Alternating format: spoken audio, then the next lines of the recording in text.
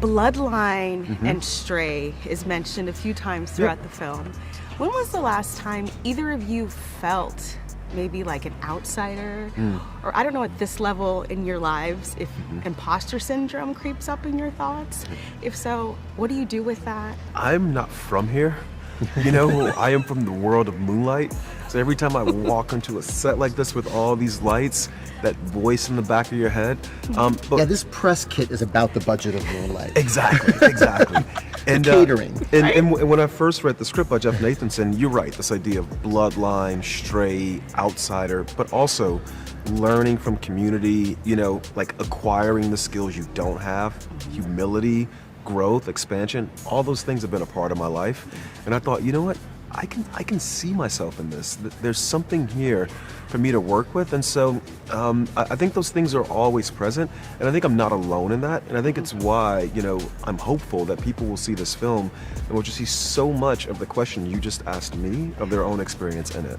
So when you get those thoughts, what do you do with them? How do you kind of push through? I work. When I took this film, I knew nothing about virtual production. You know, I said, you know what? I'm gonna learn it. You know, if I had to make a film in Korean, I would learn it. If I had to make a film in French, I would learn it. You know, it was like learning a different language, but once I did, I could express myself. This theme that really resonates, two things that resonate for me with this film. One is that notion of found family. I mean, I come from the world of theater where collaboration is the prerequisite. Like, we are making something together that we could not make alone. It's my favorite part of the process for theater and for filmmaking.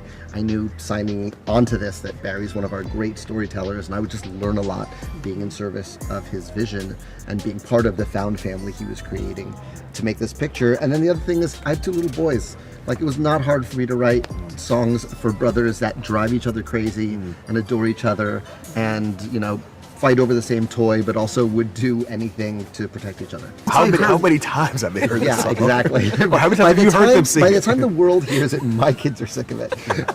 And they hear Daddy singing, I always wanted a brother, to himself. But I knew we were off to the races when I caught my 6-year-old getting ready for school and hearing him sing to himself, I always wanted a brother. And I was like, okay, we're good. You're doing it right, Dad. Yeah, okay, it's catchy. so They like it. yeah. So then, how do you teach them about, or I don't know if they're of the age, imposter syndrome, or maybe not feeling like they belong somewhere when they should walk in with pride? Yeah, I don't have kids, but can I answer this one? Yeah. I think they won't have it. That's the whole point, you know? Yeah. It lives in us. Yeah, that's right. That's right. If we don't pass it on to them. It's what I love in this story. Blue Ivy is playing this character, Kiara. Kiara, to me, is a stand-in for the audience, a stand-in for your sons. And she's saying to Rafiki, I can't be brave like Mufasa. And he's just telling the story. We're watching the whole film to go, yes, you can.